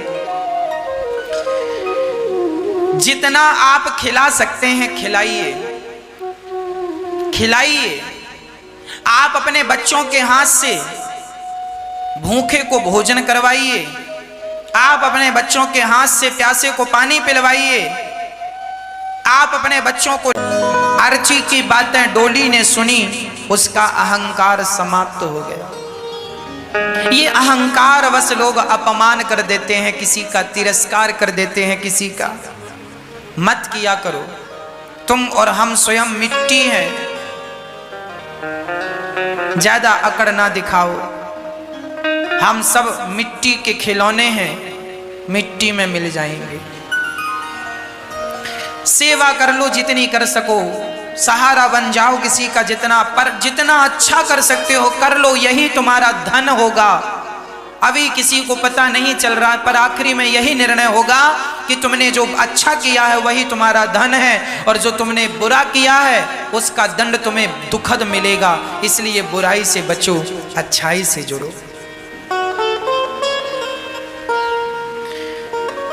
माँ यशोदा ने बांधा अहंकार और मोह, मिटा भगवान बंधन में बंधे।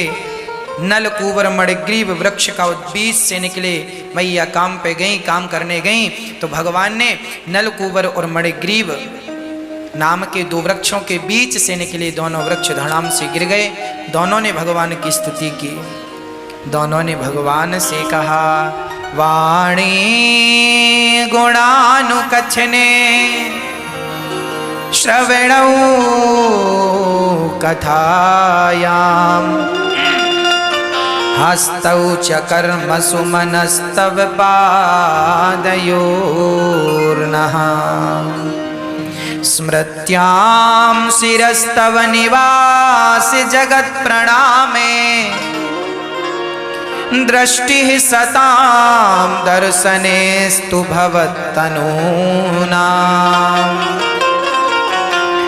उन्होंने कहा, प्रभु मैं आपका वाणी से नाम जपता रहूं, मन से स्मरण करता रहूं, हाथ सदा मेरी सेवा में, आपकी सेवा में लगे रहें, मैं यही चाहता हूं बस। भगवान ने उन पर कृपा की। ये कुबेर के पुत्र श्रापवश वृक्ष बने नारद जी के श्राप से। आज भगवत दर्शन करके इनकी सदगति हुई। भगवान ने अघासुर पर कृपा की और ब्रजवासी और बछड़ों का हरण ब्रह्मा जी ने किया। ब्रह्मा जी को अहंकार हो गया, देखूं तो ये कैसा कृष्ण है, जरा परीक्षा लेकर देखूं, भगवान ही आए हैं कि कोई और को मैं भगवान समझे बैठा हूं। तो ब्रह्मा जी भगवान की परीक्षा लेने गए। जितने ब्रजवासी थे भगवान के, सारे ब्रजवासियों को ब्रह्मा जी ने चुरा लिया। ब्रजवासी और बछड़ों को चुराकर अपने ब्रह्मलोक में पहुंचा दिया। भगवान को लगा ब्रह्मा जी ने हरकत की है। अच्छा, ब्रह्मा जी को भी भगवान पर संदेह हो गया। मुह्यन्ते यत् सूरयः। तब भगवान स्वयं उतने ग्वालवाल, उतने ब्रजवासी बन गए। अच्छा, जब मैया यशोदा लाला को दूध पिलाती ना, तो बाकी सखियां सोचा करती थी क्या कृष्ण कभी हमारे बेटे बनेंगे। गैया सोचा करती थी क्या कृष्ण कभी हमारे बछड़े बनेंगे। तो अपने भक्तों की इच्छा पूरी करने के लिए आज ब्रज में जितने ग्वाला थे सबको ब्रह्मा जी ने चुरा लिया। तो भगवान ही उतने ग्वाले बन गए। जितने बछड़े ब्रह्मा जी ने चुराए, जंगल में भगवान बछड़े चराने गए। सारे ग्वाल वाले अपने अपने घर के बछड़े लेकर, किसी के 2, किसी के 4, किसी के 100, किसी के 50, सारे ब्रजवासी बछड़ों को ब्रह्मा जी अपने लोक में ले गए, ब्रह्मलोक। भगवान समझ गए कि ब्रह्मा जी परीक्षा ले रहे हैं। तब भगवान श्री कृष्ण स्वयं अपने आप को उतने ब्रजवासी बना देते हैं, अपने आप को उतने बछड़े बना देते हैं। और जो गोपियों की इच्छा थी क्या कृष्ण हमारे बेटे बनेंगे, तो आज भगवान सबके बेटे बनकर सबका मनोरथ पूरा करते हैं। गैयों के बछड़े बनकर थनों से दूध पीते हैं और आज उनका मनोरथ पूरा करते हैं। भगवान सबका मनोरथ पूरा करते हैं, सभी भक्तों का मनोरथ पूरा करते हैं। ये तो भगवान है। ब्रह्मा जी भगवान की समझ गए कि यहाँ तो उतने ही ग्वाल वाल उतने ही बछड़े, समझ गए कि मेरे से अपराध हो गया। भगवान से क्षमा मांगी, 40 श्लोकों में स्तुति की। भगवान ने कोई उत्तर नहीं दिया। फिर ब्रह्मा जी ने राधा जी से कृष्ण का विवाह कराया। जब राधा से कृष्ण का विवाह ब्रह्मा जी ने कराया, तब कहीं जाकर भगवान ने उन्हें क्षमा किया। राधा जी का विवाह श्री कृष्ण से हुआ है, ब्रह्मा जी ने कराया है। गर्ग संहिता में ये बात लिखी है। आज भी भांडीर वन जहां पर ब्रह्मा जी विवाह, भांडीर वन ब्रह्मा जी विवाह करा रहे हैं। ये भांडीर वन का दृश्य आप देख रहे हैं, ये वही भांडीर वन है जहां पर ये देखिए ब्रह्मा जी बैठे हैं। ये ब्रज में भांडीर वन है, ये ब्रह्मा जी बैठे हैं और देखिए राधा और कृष्ण खड़े हैं। एक लौता मंदिर ये भांडीर वन में ब्रज 84 कोस में है, जहां पर भगवान का विवाह हुआ है। ये साक्ष्य है, ये देखिए ये भांडीर वन आज भी वो वृक्ष है, वो स्थान है जहां ब्रह्मा जी ने विवाह कराया। लोग कहते हैं राधा से प्रेम किया तो विवाह क्यों नहीं किया। अब तुम्हें ज्ञान ही नहीं है, तुम सत्संग करते नहीं हो। विवाह राधा से कृष्ण ने प्रेम भी किया है और विवाह भी किया है। अब लोगों को जानकारी नहीं है तो उल्टी सीधी बातें करते। भगवान को ही लोग कहते हैं कि राधा से विवाह क्यों नहीं किया। किया है भैया, तुम्हें नॉलेज नहीं है, क्या करें हम। राधा जी से विवाह हुआ है, आज भी वो स्थान भांडीर वन है ना। यही वो वृक्ष है जिस वृक्ष की छांव में विवाह कराया है ब्रह्मा जी ने, ये वही वृक्ष है। भांडीर वन हम गए तो हमें लगा आप लोगों को भी दर्शन कराएं। ये देखिए राधा कृष्ण विवाह मंडप, ये देखिए वही मंडप है। राधा कृष्ण विवाह मंडप, ये वही मंडप है जहां ब्रह्मा जी ने राधा से कृष्ण का विवाह कराया। आज भी इनकी प्रतिमा वहां स्थापित है और आपने दर्शन किया। तो प्रिय भक्तों, इसीलिए ब्रज 84 कोस की परिक्रमा लगाओगे तो सब जगह का दर्शन हो जाएगा। आगे जब सब सामान्य स्थितियां होंगी तो हम आपको ब्रज 84 कोस की परिक्रमा लगवाएंगे, आप लोग आइएगा। अब भगवान ने ब्रह्मा जी को क्षमा किया और वहां से ब्रह्मा जी गए हैं। धेनुकासुर का भगवान ने उद्धार किया है। काली अनांग पर कृपा की, प्रलंबासुर का उद्धार किया। बैणों गीत गोपियों ने गाया है। भगवान ने गोपियों का वस्त्र चुराया है, बाद में लौटाए हैं। निर्वस्त्र होकर स्नान नहीं करना चाहिए, ये शिक्षा दी। यज्ञ पत्नियों पर कृपा की और भगवान ने ब्रजवासियों से कहा चलो गोवर्धन की पूजा करते हैं। मैया ने 56 भोग बनाया इंद्र के लिए। भगवान ने कहा इंद्र को नहीं, 56 भोग गोवर्धन भगवान को लगाएंगे। सब ब्रजवासी गोवर्धन गए, मानसी परिक्रमा लगाया, मानसी गंगा से स्नान कराया और भोग लगाया और गोवर्धन की परिक्रमा लगाई। परिक्रमा लगाए, भोग लगाए। एक रूप से भगवान खिला रहे हैं, दूसरे रूप से भगवान गोवर्धन बन के खा रहे हैं और 56 भोग लगाकर घर आए। इंद्र ने मूसलाधार पानी बरसाया। तब खेल ही खेल में भगवान ने गोवर्धन को धारण भगवान ने कर लिया। जब भगवान ने धारण किया, सारे ब्रजवासी गैया मैया सब आई और भगवान बड़े प्रेम से अपने भक्तों का, भक्त भगवान का दर्शन कर रहे हैं। इंद्र का अहंकार मिट गया और भगवान ने इंद्र का अहंकार मिटा। इंद्र आए क्षमा मांगने। भगवान ने गोवर्धन को यथास्थान पर स्थापित किया। इंद्र ने भगवान की स्तुति की, भगवान प्रभु क्षमा करो, मेरे से अपराध हो गया। भगवान ने कहा कोई बात नहीं, आपके कारण हमने भक्तों का दर्शन किया, भक्तों ने हमारा, जाओ। इंद्र को क्षमा किया, गाय को लेकर आए। भगवान ने इंद्र को क्षमा किया। इंद्र अपने स्वर्ग धाम पे गए, राजा बनकर बैठे और यहाँ भगवान श्री कृष्ण को सारे ब्रजवासी गोद में ले लेकर के जय कन्हैया लाल की, जय कन्हैया लाल की कर रहे हैं। भगवान श्री कृष्ण का अभिषेक कर रहे हैं। माँ यशोदा पूर्व जन्म में कौन थी? राजा परीक्षित की इच्छा हुई। सुखदेव भगवान ने कहा धारा नाम की माँ थी, ये धारा नाम की स्त्री थी। इनके घर में कुछ संत आए तो इन संतों को भोजन कराने के लिए पैसा लेने गई बाजार में कि कुछ पैसे उधार दे दो। उन्होंने पैसे के बदले स्तन मांगे कि तुम बहुत सुंदर हो। सेठ की नीयत बिगड़ गई। तब धरा ने दोनों स्तन काट के दान किया और संत को भोजन कराया। उन संतों से भगवान ने प्रकट होकर कहा माँ आपने हमारी सेवा देखिए, संतों की सेवा से भगवान बड़े प्रसन्न होते हैं। संत भूखा ना जाए, जो भजन करने वाले लोग हैं, भगवान का नाम जपने वाले लोग हैं, ऐसे श्रेष्ठ लोगों का हमें कितना सम्मान करना चाहिए। तो ऐसे संत भूखे ना जाए। माँ यशोदा ने धरा ने भोजन कराया, वही संत, वो संत नहीं भगवंत थे। आज भगवान ने कहा मैं आपका पुत्र बन कर आऊंगा। वही धरा यशोदा और वही संत भगवंत कृष्ण बन कर आए। आज मैया ने कहा, कन्हैया ने कहा मैया मोको दूध पिलाओ। एकदा गृहदासीसु यशोदानंद गेहनी कर्मांतर नियुक्तासु निर्ममंथ स्वयं दधि। आज भगवान श्री कृष्ण माता यशोदा को कहते हैं अपना दूध पिलाओ। भगवान अपना दूध पिलाते हैं, माँ यशोदा अपना दूध पिलाती हैं और भगवान श्री कृष्ण को गोद में लेकर टुकुर टुकुर देखती हैं। तभी चूल्हे पे चढ़ा दूध उफनने लगा तो माँ कृष्ण को छोड़कर दूध उतारने गई। तब तक कन्हैया ने सारी मटकियों को तोड़कर चट चट कर दिया। मैया घबराई, राम राम लाला बिगड़ रहा है। मैया ने छड़ी उठाई, आज तो खूं पकड़ के बांधूंगी, तैने मेरी सारी मटकियां तोड़ दी।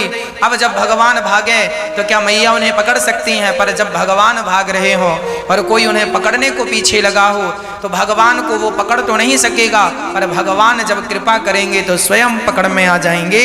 हम भगवान को नहीं पकड़ सकते, पर पकड़ने के लिए पीछे लग सकते हैं, और जब पीछे लगेंगे तो भगवान कृपा करके स्वयं हमारी पकड़ में कभी ना कभी आएंगे जरूर। और भगवान माँ यशोदा की पकड़ में आ गए। मैया ने बांधा, 2 अंगुल की रस्सी कम पड़ी। जब तक अहंकार और मोह नहीं त्यागोगे तब तक भगवान को अपने बंधन में बांध ना पाओगे। अहंकार और अहमता और ममता, ये अहंकार क्या है? ये सब कुछ मेरा है, मैं इसका मालिक हूं, मैं ये अहंकार। इसलिए हमें कभी अहंकार नहीं करना चाहिए। जो लोग अहंकार करते हैं हमें उन पर बड़ी हंसी आती है। हंसी इस बात की कि देखो ये कितने मूर्ख हैं, जबरदस्ती अहंकार कर रहे हैं। क्या है तुम्हारे पास जो अहंकार कर रहे हो? क्या है? अरे संसार में सब भगवान जो कहते थे मेरा मेरा, जल गई उनके नाम की चिताएं। कहां गए वो लोग? ढूंढो, अब मिलेंगे नहीं। मुट्ठी भर राख बनकर आकाश में उड़ रहे। अहंकार ना करना, ये शरीर का घमंड ना करना। पता नहीं कब समाप्त हो जाए, कब जीवन लीला पूरी हो जाए, कौन जानता है। इसलिए जीवन में कभी भी पाप ना करना, अहंकार ना करना, बात बिगड़ जाएगी। लेकर के जाइए, फुटपाथ पर बैठिए थोड़ा देर, और फुटपाथ पे जो बच्चे रहा करते हैं गरीबों के, उनके पास अपने बच्चों को बिठाया करो और उन बच्चों को देखकर अपने बच्चों से कहा करो, देखो आप 20-20 रुपए की टॉफी आधी खाकर फेंक देते हैं और ये गरीब बच्चे 50 पैसे की टॉफी भी बड़ी श्रद्धा से खाते हैं। इन बच्चों की भी जिंदगी देखिए। जब आप अपने बच्चों को उन गरीब बच्चों से मिलाएंगे तो आपके बच्चे को कुछ पता चलेगा कि देखो कैसा जीवन है। आजकल के माँ बाप अपने बच्चों को जीवन दिखाते ही नहीं। किस प्रकार लोग स्ट्रगल कर रहे हैं, सिखाते नहीं, दिखाते नहीं, तो बच्चों को पता ही नहीं कि स्ट्रगल क्या होता है। आजकल बच्चों को, अमीर लोगों को पता ही नहीं कि गरीबी क्या होती है। पैरों में बीमारी फटी ही नहीं तो पीर पराई क्या जाने गरीबी क्या होती है। कभी गरीबों के पास बैठो तो पता चले।